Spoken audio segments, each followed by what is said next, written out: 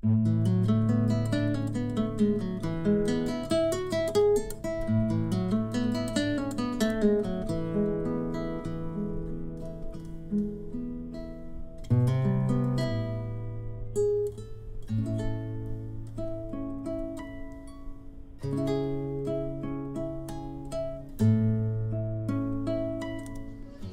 vamos então reiniciar os nossos trabalhos.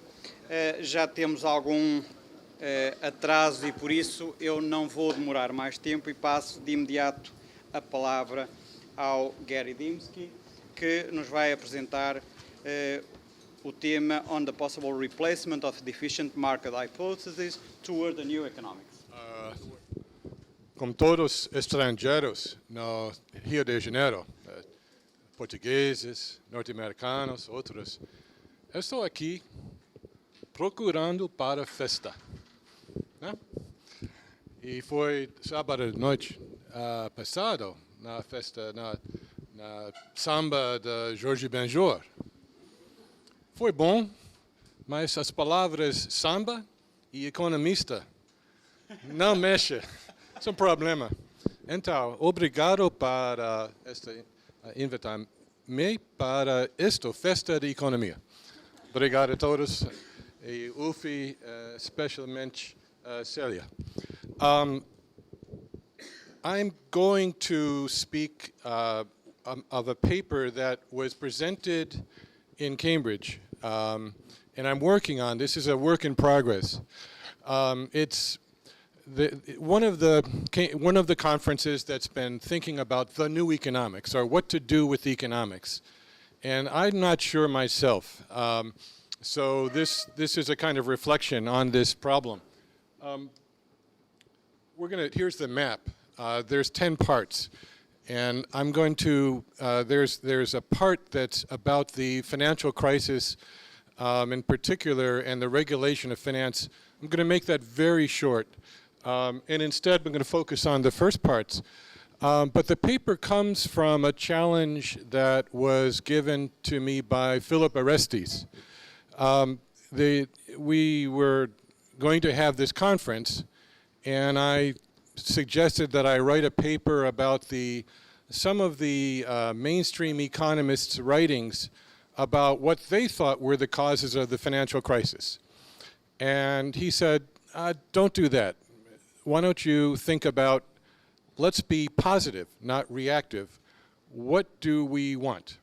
What is the new economics? So I tried, and this is my effort at this point. So we're going to go through, and this is just a map to let you know where we are. He gave the challenge about the efficient markets hypothesis in particular, and it's a nice challenge because the EMH, efficient markets hypothesis, has a very special role in much of economic theory. So let's start with a kind of a way of thinking about this, and we can start with something we might call Hyman Minsky's bullet. Hyman Minsky was, of course, in the last years of his life at the Levy Institute. And of course, he himself was very aware that he was the father of financial fragility hypothesis. And he was very proud of that. And he was looking, in a sense, for the silver bullet that he could use to shoot at mainstream finance theory to kill efficient markets theory and replace it with financial fragility. Now, this was, here in Rio, we would say the bala perdida. Right? And he would say, you need a theory to fight a theory. And so, what's our theory?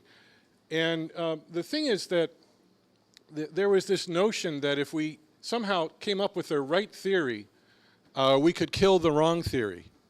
And I think there's a lot of thinking these days in economics, especially among heterodox, or semi-heterodox, are quasi-mainstream people that maybe the day is coming when there can be this shift of power within economics.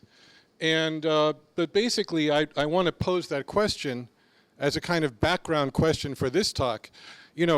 in some sense, if economics has, through its imperialism, as was said earlier today by David, I think, if economics has positioned itself as the master narrative, we're more important than the other social sciences, we are capable of guiding national policies, we're the people that know the math, or something, then in critiquing this now, in the middle of the crisis, are we trying to replace one master narrative with another, or is there something else that's necessary?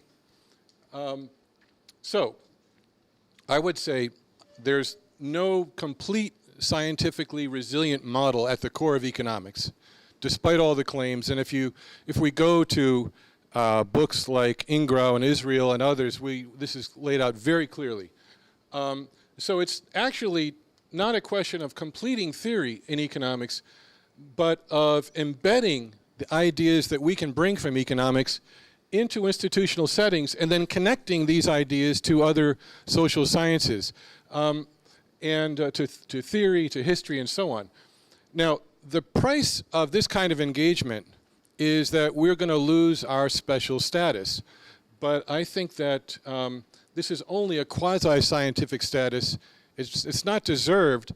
And as Anna was showing with her paper, there are many experiments that are actually undermining the premises of rational behavior-based economics from the bottom. So let's work from the top, too. Okay. Here's my sort of three main claims. That, first of all, we do need something to replace the efficient market hypothesis because it has a very important role and has been a real guide for the creation of financial regulation, actually.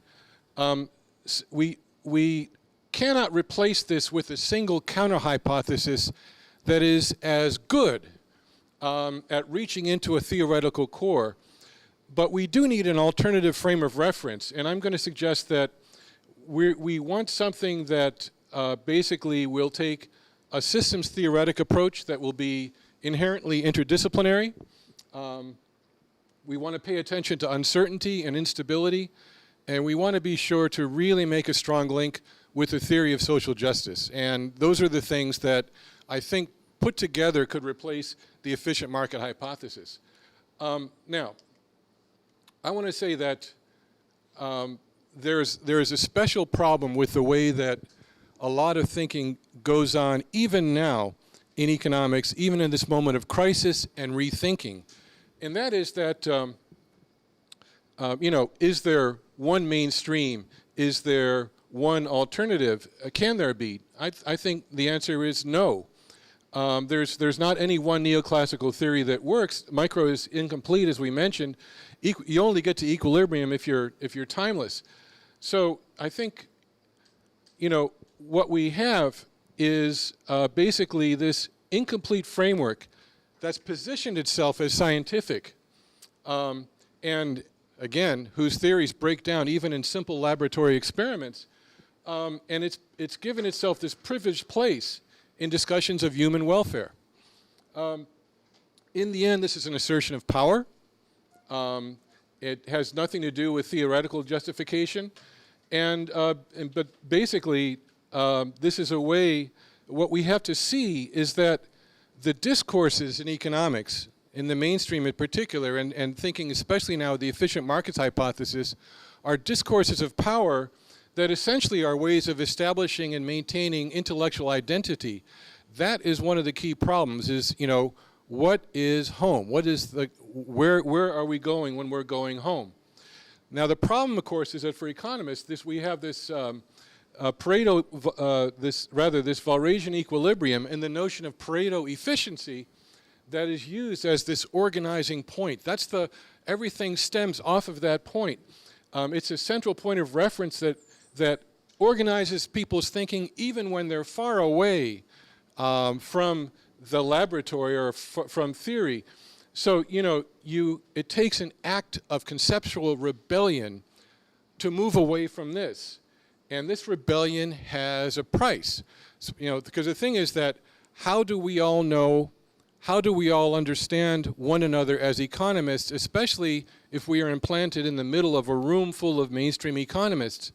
We will understand ourselves by reference to how far we are from the Walrasian general equilibrium. So to that extent, we are kind of stuck in an intellectual sink.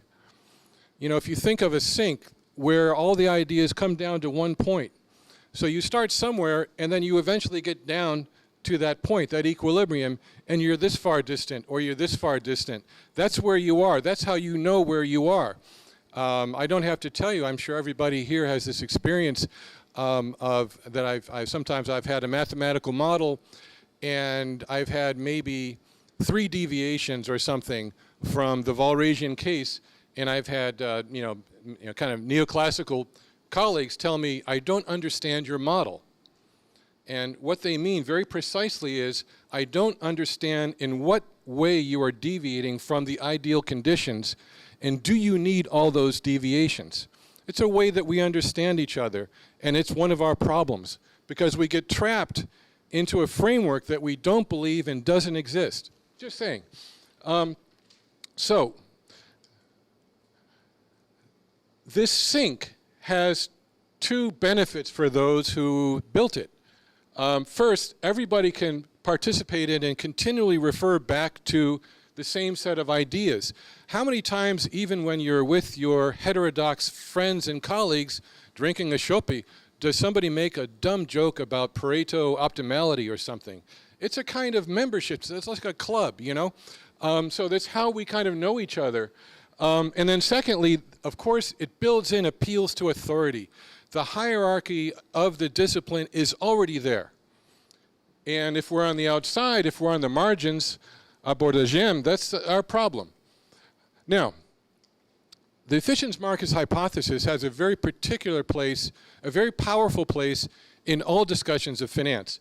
Because, you know, first, it has all these functions. First of all, it's a criterion for evaluating market outcomes. It's the equivalent of the Pareto efficiency criterion for financial outcomes.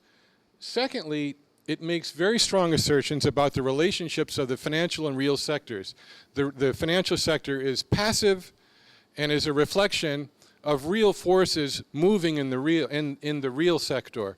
So that, when Lloyd Blankfein is there testifying before Congress, he can say, every time there was a buyer, there was a seller. You know, don't tell me about Las Vegas, gambling, all this crap.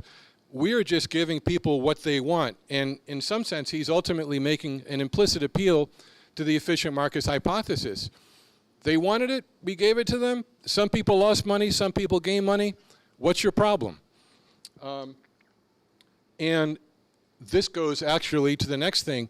In the United States, at least, I have not researched Brazil, but in the United States, financial regulations have been explicitly based on the efficient markets hypothesis, explicitly. And I'm pretty sure in Europe they also were used, this hypothesis as a guiding criterion for what should be built and what should be permitted and not permitted. So when the EMH, this hypothesis, sees the crisis, what does it see? Now, here, we could have a whole discussion, but I'm going to keep it really short. Basically, nobody could foresee the mistakes. For if they had, they would have used their foresight to extract income from other participants. So, you know, Goldman Sachs basically, did they make a lot of money? Yes. The smartest guys on the street. They were the ones who picked up the $500 bills other people were going to leave around. So, secondly, nobody was exploited. You know, basically, it's a caveat emptor situation. Sure, there were many subprime loans made. Actually, here I've done, I think, a presentation on the subprime loan crisis maybe last year, so I won't repeat all of that. But just to say, you know, if those people had high-cost loans, it's because they were riskier. And when those loans went bad, it proved they were riskier. So what is your problem? In short, there was no better alternative. There can be no better alternative because, you know, as was said in the hearing on Wednesday, by one of the Republican senators. He said something like, do you know that government's going to try to do what Goldman Sachs does? And of course, he was trying to get Mr. Blankfein to say, well, that's impossible. Government could never do what my firm does. But of course, Mr. Blankfein was too smart for that. But the idea is only Goldman Sachs can do what Goldman Sachs does, and Goldman Sachs is only passively reflecting the forces that are alive in the market and in people's inner choice sets for what they want, the bets they want to take, so no problem. Now, let's move to, so we need an alternative. We need something else for regulators to shoot at, to use, if they're going to, if we're going to replace the EMH. Minsky's right in that you can't replace a theory with nothing. So where do we go? What do we do? Well, basically, I want to just briefly say one way to go is to go with a thin alternative. I think I messed up a slide there, so my apology. Basically, the idea here is let's find the deviation from the efficient markets hypothesis that caused the problem, and let's fix that. So like Shiller, for example, has a book called The Subprime Solution. His idea is that we didn't have a market, an index of that would permit people to trade futures on the housing market. If we had a housing market futures index, then people interested in buying houses could see whether the market thought we were in a bubble. And if we had that, then we would have the spot market able to take advantage of traded information about people's best guesses. Okay, so like there's an example, right? All we need to do is set up another index market for housing, and tout de bon, it's all fine. Now, this kind of thing is another thing is that there's a lot of talk about moral hazard, and this always goes back to asymmetric information. And again, in the interest of time, I'm not going to go through it because the stories are very common these days. The too big to fail banking discussion is all about moral hazard. And the Volcker rule, this idea of not letting banks trade for their own accounts, that also goes to moral hazard discussion.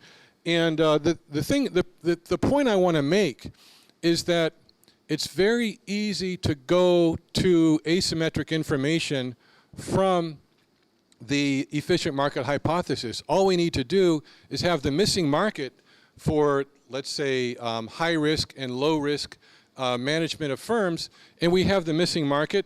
And you know the mathematics. The mathematics is that with asymmetric information, incomplete markets, we have infinite equilibria, and we need equilibrium. We need, maybe, in that case, something to close down to get to the good equilibrium. Okay, tout de bon. But the problem there is that if those are the terms on which we conduct the discussion, that is, that the only problem was the problem of moral hazard, and we can explain that very efficiently using just the asymmetric information framework, then we are inside that sink. We are not talking about socially efficient finance. We're not talking about a responsive and non-predatory, non-fragile, financially fragile financial system. We're just talking about, again, we're in a framework where we are still working within a problematic that essentially, again, is based on a theoretical vision for an economy that does not exist. So we're going to have these discussions about whether the second best equilibrium that we can find is the best second best, or whether it's only the second best, or whether it's the, blah, blah, blah. I mean, it's a boring game, but that's the game that we will play. But this is a halfway house if we want an alternative. The point of reference remains the EMH. We're still on the surface of the theoretical sink. And so it leads more toward debates with people who are there than with people who want to do something different. And for example, we now have some economists like Simon Johnson, and others who are daring to think differently. Joe Stiglitz is kind of always there. And, you know, there's a chance for us to influence those discussions right now, but for that, we need to bring our own criteria. And so we don't want to get lost in the technical details of which mechanism within the edifice is broken. We need different operational principles, so we need a thicker approach. We need a thick, not a thin approach. So we need this analytical thickness, and keeping people inside the big tent is thus, you know, so we need a framework that's big enough to expand, absorb, integrate, and tolerate difference, and we have to have operational pragmatism. So I suggest that the framework should be a systems approach. In other words, I'll explain what I mean in a minute, but systems theory as the idea, something like what you were talking about transdisciplinary approach, to allow people to talk to each other, and then, as I mentioned, let's bring in uncertainty, and let's insist on an alternative efficiency criterion rooted in social justice. Now, social justice itself is a debate, but that's okay. That's what we have to do. Now, by systems theory, now what do I mean? I'm going back to I was an urban studies major as an undergraduate, and there was a use of systems theory, at least at the University of Pennsylvania, where I studied. And, you know, the idea was that the city was a structured system, but it was a terrain of action, inaction, stagnation, with many layers. That one thing we understood was that this was this complex, dynamic, evolving, confused bagunza system that really would escape any one vantage point. We were all flaneurs, whether we were walking the streets and looking at everybody in Copacabana, or whether we were actually theorists wading through and trying to understand what Manuel Castells really was saying, which was difficult because he kept changing. But so basically, there was a kind of analytical heterodoxy, a richness that was accepted and tolerated, no one point of view, and secondly, there was analytical humility. Nobody knew that they could see, so everyone makes points, not the point. So we can use this in making a new economics. We can exchange without feeling that each one is fighting for your relevance in a kind of reductionist logical game. You know, I'm in, you're out. You squeeze me, I squeeze you. Nothing like that. I hear you when you talk to me, and then I ask that you listen to me, and let's see where are the points of intersection. The practice of new economics would then feature exchanges of ideas grounded in different centers. And we're going to have to continually talk to each other. You know, asking questions like, what different insights are we finding? What different approaches are we taking? Are we seeing the same problem or different ones? How do they interact? So it's not a unified enterprise, but the new economics would have to be a kind of meeting ground for investigations of many factors: class, nation, race, gender, of course with analytical tolerance. Okay, now I'm just going to go very briefly over the rest of what I have to say, because I probably got about 5 minutes. 3 minutes, okay. First of all,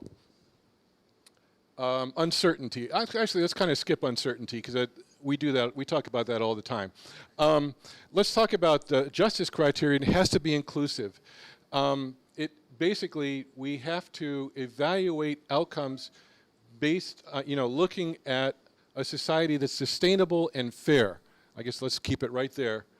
And just to say that to counter the efficient markets hypothesis, what we really need is something that we might call a social efficiency approach. The idea is, instead of economic efficiency, social efficiency. So let's include income and capacity differences among people, differences between men and women, differences between regions, differences between current and sustainable demands on resources when we evaluate different configurations of markets and different allocations of capital and different ways of regulating markets. Now, let's not even go here, but what I have here is the idea of, suppose you start with different initial endowments or levels of wealth or inequality, and they could differ men to women, region to region, person to person. This could be SENS capabilities. This could be community wealth, opportunity. And basically, the idea is you have your thetas, you add everything in, and you value everything. You try to figure out what's an optimum that everybody can live with. Will it be political? Sure. It's political. It's not, there's no avoiding that. And let me just finish by saying, now,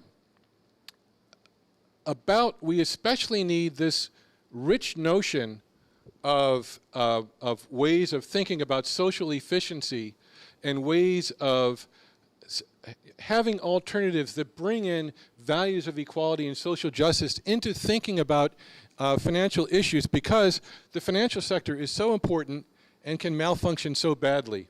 And we have to learn to see the two-sided character of risk.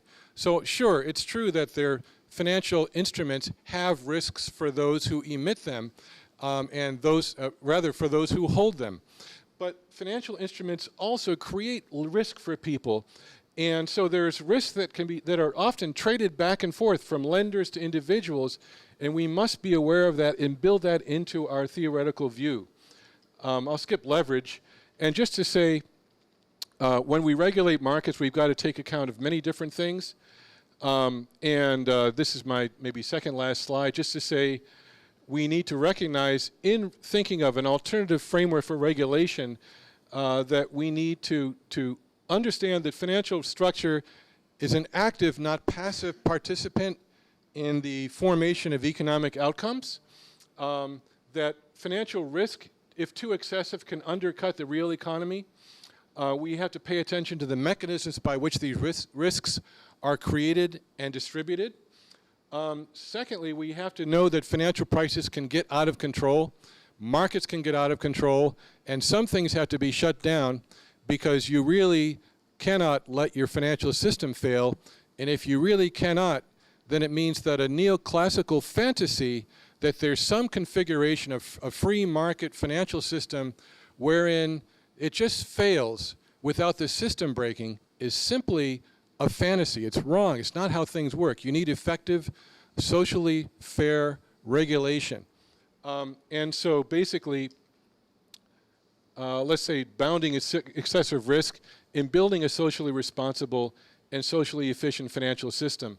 I would suggest that community reinvestment, this kind of thinking that we've been trying to explore a little bit in the US, is one way forward to think about financial entities and a financial system that is fair, that does not strip wealth from people, but opens the door to more opportunity. That's the kind of thing we need. And let me finish with this question of what is this all called? And this is kind of a question that was posed in that Cambridge conference. And I would just note that there's all these names that are floating around these days. And, these names, I don't know that we want to just sit here and pick one and say that's the winner. That's my point, that there's no one winner. It's not like as a Keynesian economist, my economics is better than everybody else's. No, it's that there are some things I bring and there are some things that you bring, and we have to be open to each other. And part of that openness, of course, has to be with people from other social sciences, other disciplines, from history to activists, because the process of finding each other in theory parallels the process of respecting each other in our politics and ultimately in our society. Thank you very much.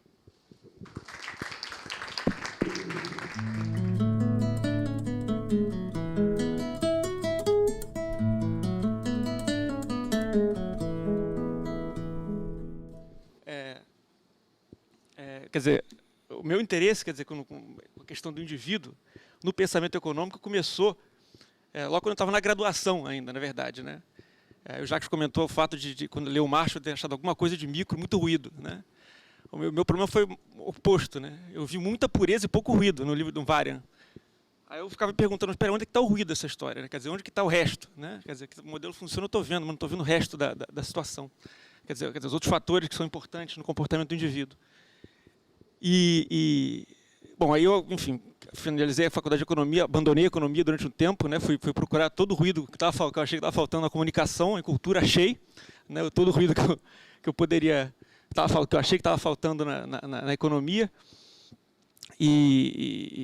Quer dizer, e aí decidi estudar o indivíduo através da ótica desse filósofo francês, o Michel Foucault, né? Que é um filósofo muito pouco usado, né? Eu tentei escolher ele porque, na verdade, a gente vê que ele escreveu uma espécie de história do pensamento econômico, mas acho que um economista, se lesse aquilo, não ia achar... Só ia ler ruído, na verdade. Não ia ver, onde é que está a economia atrás disso aqui, na verdade? Mas tem, quer dizer, principalmente no livro de 66 dele, A Palavra das Coisas, né?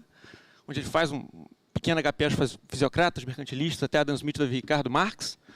E também no curso de 79 dele no Collège de France, né? Que falava do nascimento da biopolítica, né? Bom, a minha missão aqui, tem 3 missões, na verdade, que eu quero fazer, né? Das 3, a mais importante é aquela ali, verificar se é possível aplicar a ideia de Foucault sobre o indivíduo, mais precisamente nas palavras e as coisas, para entender uma ambiguidade, né, no conceito de individualismo metodológico na economia, né?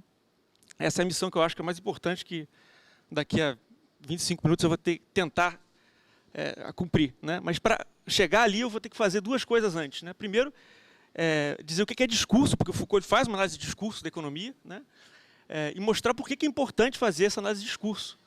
Em particular, a análise do discurso do tipo arqueológico de Foucault, né? E para cumprir essa missão aí, eu vou fazer um passeio aí pela filosofia da linguagem, né? Coisa de interdisciplinaridade, eu vou começar na filosofia da linguagem do século XX, né? Quer dizer, a ideia é a seguinte, quer dizer, do século XVII ao século XIX, dentro da Europa Ocidental, né, a gente podia, quer dizer, desde da virada cartesiana, né, a gente tinha, de um lado, o sujeito, né, que o cogito de Descartes, né, que é um sujeito universal, isolado do mundo, possui ideias claras e inatas, é capaz de transmitir seus pensamentos por meio da linguagem, né, e do outro lado tinha um mundo, né, que poderia ser conhecido por esse sujeito que estava separado do mundo, né. Quando esse sujeito fazia relacionar as palavras às coisas, né, ele gerava conhecimento, né. No caso da economia, por exemplo, né, quer dizer, você é um sujeito isolado do mundo, vê alguém lá jogando semente na terra, de repente você vê surgir uma árvore, você cata o fruto da árvore, acumula, você pode chamar esse ato de catar e de trabalho, né. Você chama aquele monte de frutas ou qualquer outro produto que você acumulou de riqueza, né, e aí você vai desenvolvendo, né, essas palavras, teoricamente, correspondem exatamente àqueles fatos do mundo, né, que você está observando como observador distante. Bom, essa é a visão que prevaleceu aí do século XVII ao XIX com relação às palavras e às coisas, né. Essas ideias aí, quer dizer, essas ideias de sujeito isolado do mundo, né, elas são abaladas por uma série de desenvolvimentos na filosofia da linguagem no final do século XIX, né. O primeiro deles, na verdade, é o do Frege, ali, na verdade, né, onde ele mostra que é possível você dizer alguma coisa com um significado sem fazer referência à coisa no mundo, né. Por exemplo, todo mundo aqui vai entender se eu disser o maior número inteiro, que é uma sentença que faz sentido para todo mundo, né. Muito embora não exista nenhuma referência, não posso associar essas palavras a realmente um número inteiro, porque ele não existe, né. Ou o menor número racional, né. Ou o planeta mais distante da Terra. Todas essas sentenças elas fazem sentido para todos nós aqui, embora não tenham referente, né. Então, quer dizer, o Frege ele separa a referência da significação. A relação entre as palavras e as coisas começa a ficar, digamos, abalada, né. O segundo, Wittgenstein, muito interessante também, que ele mostra que, na verdade, referia apenas uma das funções da linguagem, né. A linguagem ela pode fazer várias coisas, né. Entre elas, aquele monte de coisa ali, como declarar, avisar, prometer, apostar, etc., né. O Quine, em 63, desenvolve a sua tese da indeterminação da referência e da tradução. Essa tese é famosa para quem dá aula de pensamento econômico, né, com a tese do Durkheim e do Quine, né, que diz que a gente nunca testa, na verdade, uma teoria isolada, né. A gente testa uma teoria mais as condições iniciais ou hipóteses auxiliares, né. Portanto, a gente nunca pode, se uma teoria por acaso é falsificada, a gente nunca pode jogar lá fora. A gente tem que sempre ver quais foram as condições iniciais que estão acopladas ali para a gente poder verificar se as condições iniciais também foram cumpridas, né. Então, quer dizer, esses desafios, a ideia de que as palavras se reportavam diretamente às coisas, começou a acontecer no final do século XIX. Ao mesmo tempo que o Saussure, né, em 1916, né, observou que a linguagem ela não é simplesmente um instrumento para o pensamento, né, mas que ela é uma estrutura viva que não depende de nenhum de nós, né, quer dizer, ela passa pela gente, mas ela não pertence a um cogito, né.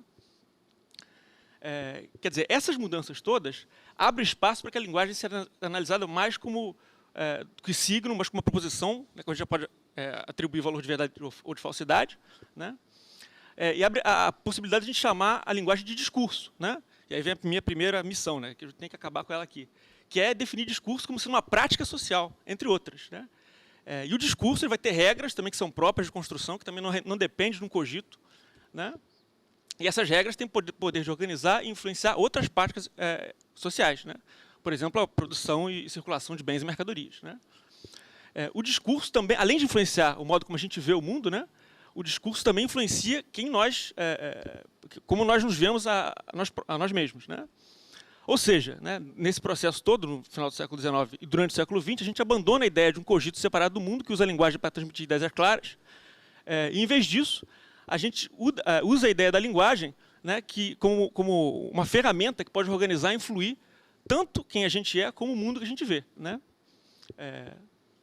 Quer dizer, isso eu não vou comentar não, mas quer dizer, isso não implica, na verdade, dizer que as palavras constroem o mundo necessariamente, mas eu não vou comentar isso, não vai ficar sem tempo, né?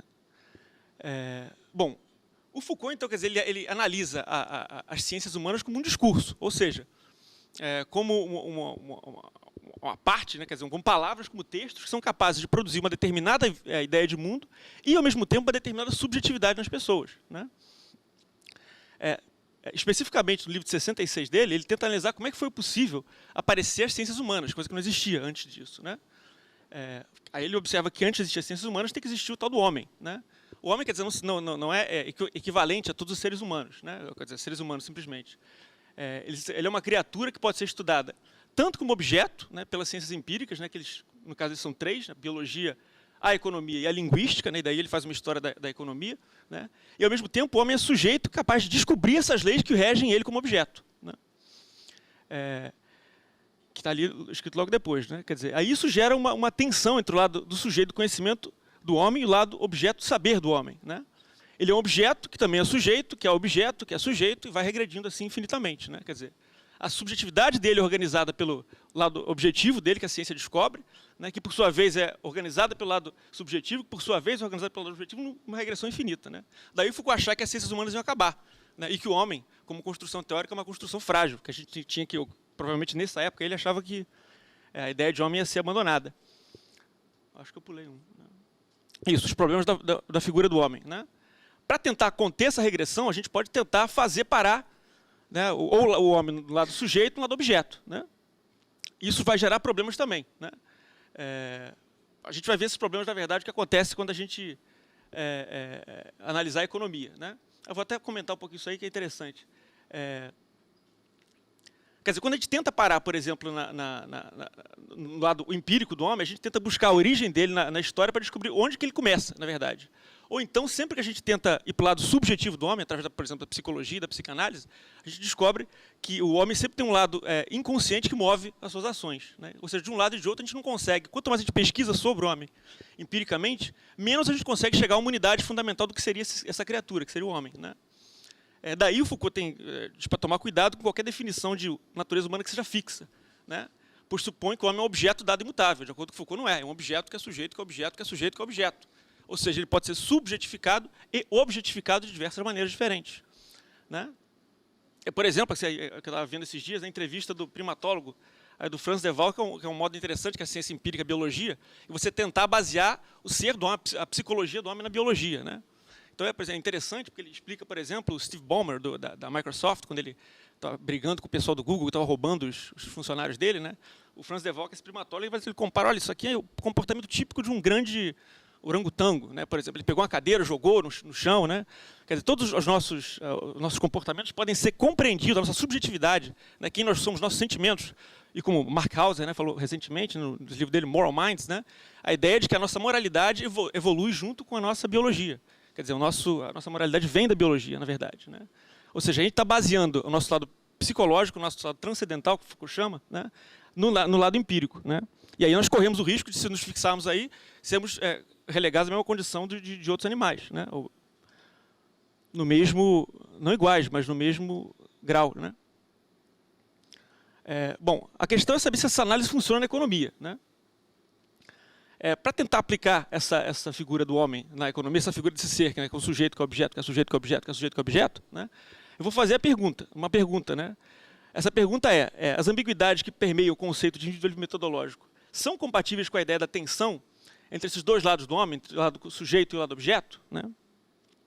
Aí eu vou tentar aplicar isso, né? Quer dizer, isso, teoricamente, eu já devia ter feito outra coisa, na verdade, na minha tese eu não fiz isso não, mas eu resolvi complicar a situação, inventar, botar outra coisa extra que eu não tinha feito. Quer dizer, como é que a gente vai explicar o individualismo metodológico? Para começar, o individualismo metodológico ele é uma palavra, quer dizer, uma expressão que não tem uma definição fixa, né? O Hodgson, nesse texto aí de 2007, ele mostra que o individualismo metodológico pode ser entendido de várias maneiras, né? O Deng também, no texto de 2002, ele fala que ele é aplicado com conceitos diferentes e diversas disciplinas diferentes, né? Mas, basicamente, essa divisão que ele faz é o seguinte, ele pega a visão do John Elster, que diz que individualismo metodológico é a ideia de que a gente pode explicar todos os fenômenos sociais com base no indivíduo, suas propriedades, crenças e desejos, ou o que é que seja, né? E aí o Hodgson entende essas suas propriedades como sendo, possivelmente, a propriedade de se relacionar com outros homens, né? Então, quer dizer, há duas possibilidades de entender o individualismo metodológico. Analisar a economia com o indivíduo sozinho, né, isolado, ou o indivíduo mais relações sociais, né? Então, essa relação aí, essa primeira divisão aí do individualismo metodológico, eu peguei do Hodgson, né? A segunda, ali, do indivíduo isolado, para as duas de baixo, e ali eu peguei do Boland, né, do metodólogo aí pauperiano, né, que faz essa divisão aí, que você pode estudar o indivíduo tanto pelo lado da psicologia como pelo lado do comportamento dele, né, da psicologia comportamental, né, tanto quanto ele é isolado quanto ele social, né. Bom, então a gente vai ver o que acontece em cada um daqueles casos ali que a gente viu, né. No caso do indivíduo isolado, né, o homem pode ser estudado como ser empírico pela biologia, ou seja, como um animal como outro qualquer, né, que tenta viver, se alimentar, se reproduzir e escapar da morte, né, como Foucault fala, né. O problema nesse caso aí é que o comportamento do homem difere apenas em grau e não em natureza dos outros animais, né. Por ser visto como sujeito de conhecimento do outro lado, por sua vez, né, do lado da psicologia individualista, né, quer dizer, o lado de cima, o número 1 ali seria o lado da preferência revelada, a gente olhando o comportamento do homem, comportamento econômico do homem, verificando se ele tem consistência no comportamento dele, né. Nesse caso, a gente descobre que o comportamento dele é tão consistente quanto de qualquer outro animal social, como de insetos, até não animais, como neurônios, né, como Don Ross chama, né. Por outro lado, se a gente vai para o capítulo 2 do Varian, né, no começo do Varian, né, quando ele começa com preferências, né, com taxa marginal de substituição e tudo mais, a gente descobre que esses princípios são descobertos internamente, né, por introspecção, como o Lionel Robbins falava, né. Quando a gente parte daí, a gente descobre que esse modelo que a gente descobre das curvas de utilidade, né, com restrição, é aplicado tanto a seres humanos quanto a outros seres vivos, né. Que, inclusive, na verdade, são mais bem aplicados a outros seres vivos do que seres humanos, na verdade, né. O que nos leva a crer que a economia, na verdade, não é uma ciência que possa ser dita humana, né? Ela pode ser dita como, nesse caso aí, nesse exemplo aí, como sendo uma bioeconomia, na verdade. Ela é um sub-ramo da biologia que estuda, em especial, o comportamento de uma espécie de animal chamada Homo sapiens sob escassez, né? Quando ele está com medo de morrer, o que acontece? Isso, nesse indivíduo especial. Cujas regras, né, são menos aplicáveis, né, do que outros animais associados, segundo mostra o Don Ross. Bom, no caso do indivíduo socializado, né, a gente pode estudar, ele pode ser estudado pelo lado empírico da economia. Eu coloquei um monte de autores aí que eu descobri isso, evidentemente não vai dar tempo de falar de nenhum deles, na verdade, né. Basta dizer, eu acredito, na verdade, que todos esses autores aí, eles tentam entender o indivíduo como sendo socializado. Em alguns deles, você tenta entender essa socialização como sendo um atributo da natureza biológica do homem, como, por exemplo, é o caso do Bowles, do Gintz, né? Quer dizer, e aí você tende a entender a linguagem, a socialização como um atributo, na verdade, natural do homem. Ou então não, né? Como é o caso aqui da professora Célia, que ela fez um artigo aqui de 2006, 2009, né? Falando da ideia de você colocar a economia dentro da sociologia, na verdade, no caso, né? Você entender a análise do contexto em que os humanos tomam decisões, e a partir da análise desse contexto, que é inspirado no Popper, você entender qual seria a decisão racional da pessoa que ela deveria tomar naquele contexto. Mas aí, especificamente, a gente tem que ter uma análise das representações particulares das situações, né? E não é uma análise puramente biológica onde você tem um fim, né? Nesse caso, há diversos modos de compatibilizar os lados do sujeito e de objeto da figura do homem, né? No caso do indivíduo socializado, né, a gente olhar a psicologia social desse indivíduo, ele obrigatoriamente vai quer dizer, o self dele, né, o lado psicológico dele, não é identificado com o próprio corpo dele, como no caso da psicologia comportamental individualista, né? Nesse caso, a ação dele, se compreendida do ponto de vista psicológico, vai ter que remeter a algum conceito ideacional superior, como classe social, religião, profissão, etc., né? E a partir dessa ideia, a gente vai conseguir explicar o comportamento dele. Ou seja, devido ao fato dele participar da nação tal, de uma cultura tal, de uma sociedade X, de uma religião Y, eu vou poder entender que tipo de sujeito ele é e, a partir disso, entender que tipo de ação ele vai tomar, né? Quer dizer, a gente tem exemplos aqui, eu sempre dou um exemplo talvez assim, um pouco forte, né, nas aulas, né, para entender como é que isso funciona, né, de uma tribo de indianos, que são os Agore, né, que eles fazem as coisas, eles são canibais, né, chamam carne humana morta e tudo mais, né, quer dizer, de uma perspectiva da psicologia social, você só pode entender esse comportamento de comer carne humana morta, né, ou de então de comportamentos piores até do que esse, né, do ponto de piores para a gente, claro, né, do ponto de vista de dizer esses sujeitos fazem parte dessa cultura e por isso a subjetividade deles é organizada dessa maneira, né, e por isso eles tomam essas ações no mundo empírico, né, quer dizer, aí você te remete a ação do ser humano a um conceito maior, ideacional, como cultura, classe social, etc., né? Bom, como conclusão, vou concluir parecido com o Jacques e com o Gary, né, quando eles falam que, quer dizer, que na verdade não existe um sujeito da economia e um objeto da economia, né? A gente, para a economia, e eu acredito também que para as demais ciências sociais, se elas querem continuar sendo ciências humanas, elas têm que lidar conta não com um sujeito econômico fixo, definido, e um objeto fixo, definido, que seria a economia, né? Mas com diversas objetificações possíveis da economia, né? E com diversas subjetificações possíveis de sujeitos que podem ocupar essa posição de sujeito econômico, né? Daí o fato, parecido com o Gary, né? Quer dizer, a gente não tem o ponto de vista, mas tem diversos pontos de vista possíveis, que dependem de diversos tipos de sujeitos, né? Sejam eles mulheres, negros, ou qualquer outro tipo quer dizer, a gente fazer relação à cultura, né? Bom, e basicamente é isso, né? Quer dizer, no final, a conclusão final é que a economia pode ser considerada uma ciência humana se ela estudar as representações específicas que os sujeitos fazem de si mesmos, né?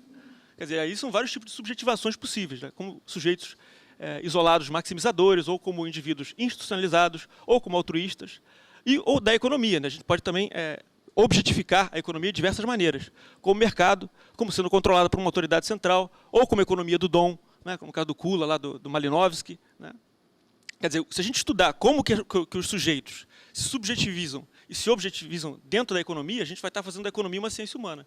Caso contrário, que também é possível, né?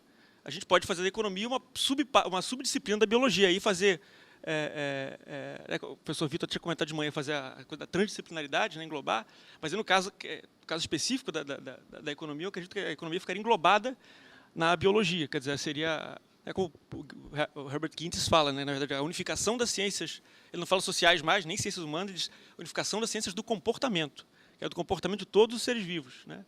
E aí a gente teria não mais o estudo do ser humano, ou, quer dizer, o ser humano seria apenas um caso especial de um contexto maior, né? E aí, por exemplo, pode ser estudado com relação à biologia, ou com relação à física, né, como já foi colocado aqui também. Eu acho que eu consegui, ou não consegui.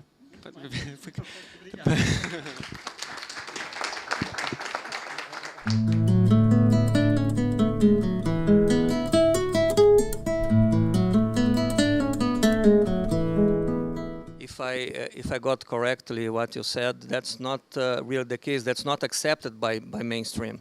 So that leads me to another question. The recent crisis, not now across the Atlantic, not anymore in the United States, but in Europe, in Greece, and apparently what's going to happen in Portugal. Do you think that would be another? It agrees with the efficient market hypothesis. It can be interpreted in terms of that hypothesis, or do you think it's a further evidence against the hypothesis? So that's my question to you. And to Leonardo, in Portuguese.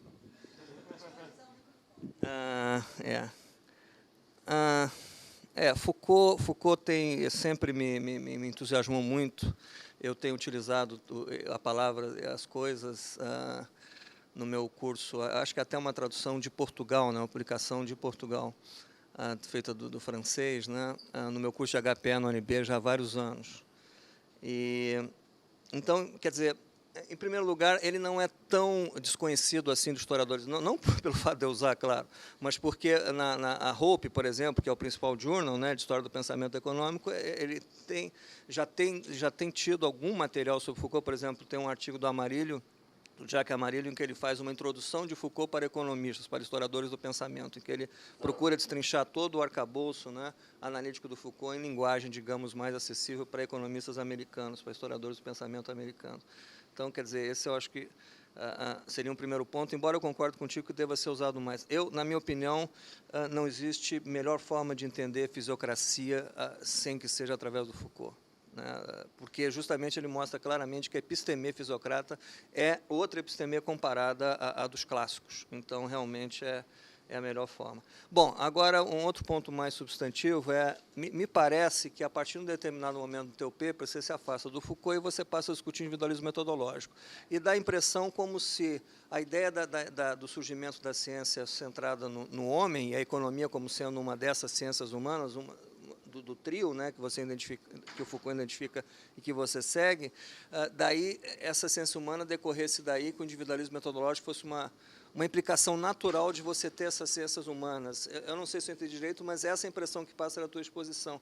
E não me parece que essa seja uma implicação necessária do argumento. O Foucault não chega a discutir individualismo metodológico, se eu me recordo corretamente, até porque essa é uma concepção que vem depois, é um termo inventado pelo Schumpeter, né, eu acho que no artigo de 1908, por aí, para representar justamente a forma de abordagem da teoria neoclássica, né? Enquanto que, no caso do Foucault, o individualismo metodológico ele pode ou não estar presente. Isso até levanta um ponto interessante. Você pode ter a mesma epistemia que, no caso do Foucault, preside a economia clássica e a economia neoclássica, uma com o individualismo metodológico, no caso da neoclássica, e a outra não, né? Bom, I'd like to make a question to Gary. Actually, it is two questions. The first one consists, it's a curiosity I have. What do you mean by systems theory? I'd like to know a little bit about this. I think it must be very interesting.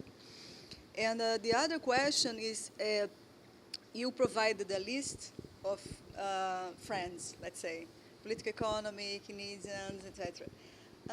Where to draw the line after which the others should be considered not friends? You put, for instance, new institutional economics.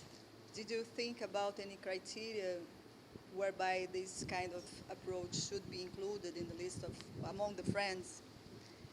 A outra pergunta para o Emanuel, um pouco conectando, né, a discussão que a gente teve sobre comportamento, psicologia comportamental, e a questão do comportamento aparece sobre uma nova luz, né, quando você traz o problema da subjetivação, né?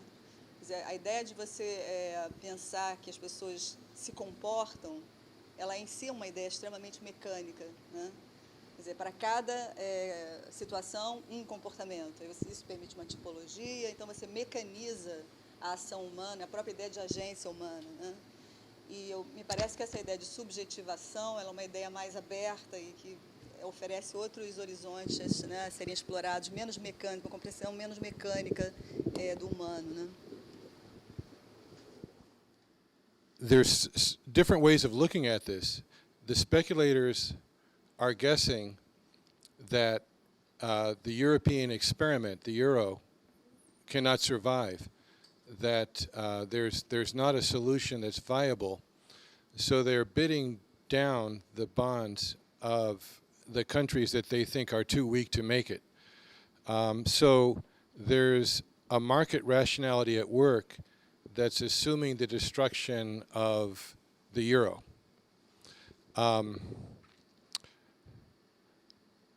Clearly, there has to be, Daniel Singer used to say, imagination is not yet in power, about France in 1981, a long time ago.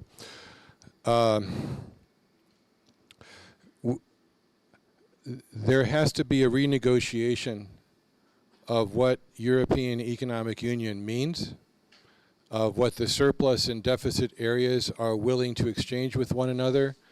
And at the root of that is the problem of what are the rights and what is the safety net for a person who is a citizen of Europe? Is there such a thing as a citizen of Europe?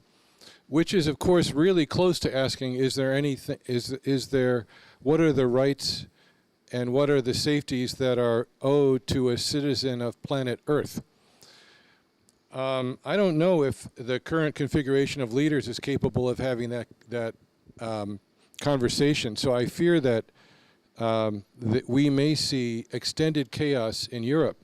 Now, of course, my other answer is then to say, but let's look at the design of the euro itself, and the euro area, and the financial regulation, and the European Central Bank, and all of that. That was all based on basically a neoliberal world order in which it was assumed that we were in a race to the bottom situation with booming asset markets all the time.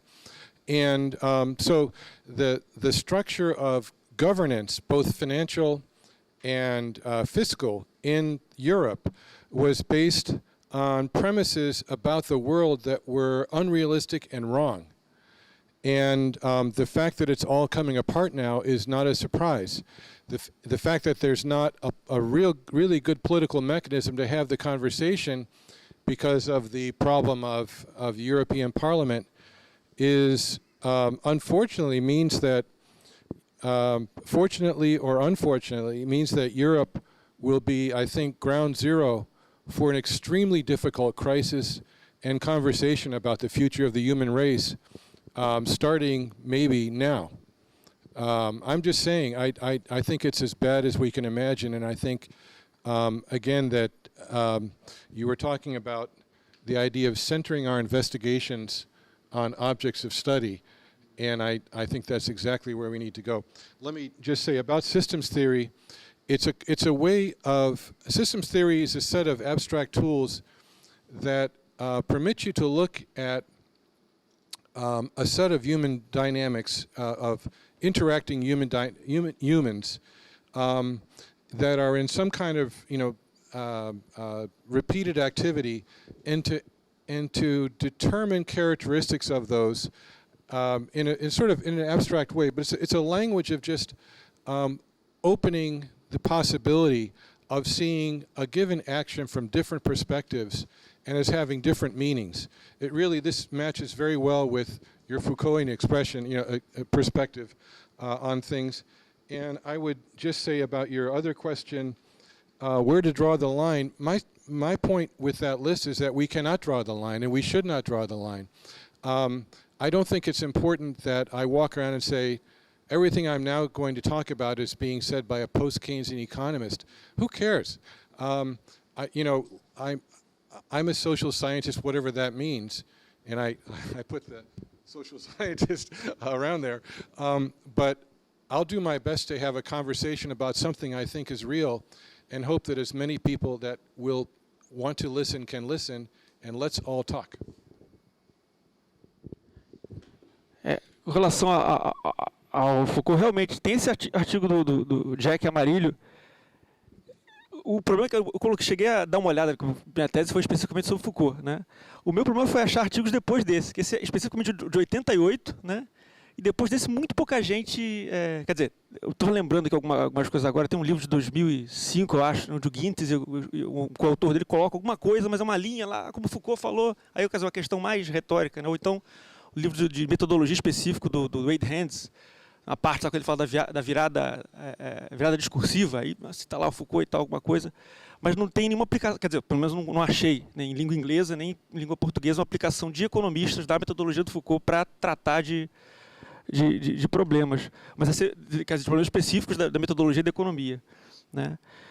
Com relação a individualismo metodológico e a ciências humanas, tem a ver mais com a relação da episteme mesmo, né? Quer dizer, se a hipótese do Foucault se é verdade que dentro da episteme moderna, né, a gente tem essa criatura que é o ser humano, que é sujeito e objeto ao mesmo tempo, eu fui verificar se isso é verdade, né? Quer dizer, que todo mundo, todos os cientistas, ou todo mundo que está dentro dessa episteme, segue, digamos, é obrigado a seguir as regras, né, que a episteme coloca, né, tem que seguir ali para que que ela fale seja considerado sério, né. Então eu supus, quer dizer, fui verificar na história da economia se isso era verdade, né, se os indivíduos que, por exemplo, o Adam Smith falar eram exemplos da figura do homem, ou se os indivíduos do John Stuart Mill eram os sujeitos, ou do Jevons, foi isso que eu fiz na minha tese, né, verificar se realmente eles eram indivíduos que eram exemplos da figura do homem. E o individualismo metodológico está dentro dessa área também. Quer dizer, é possível dizer que o indivíduo,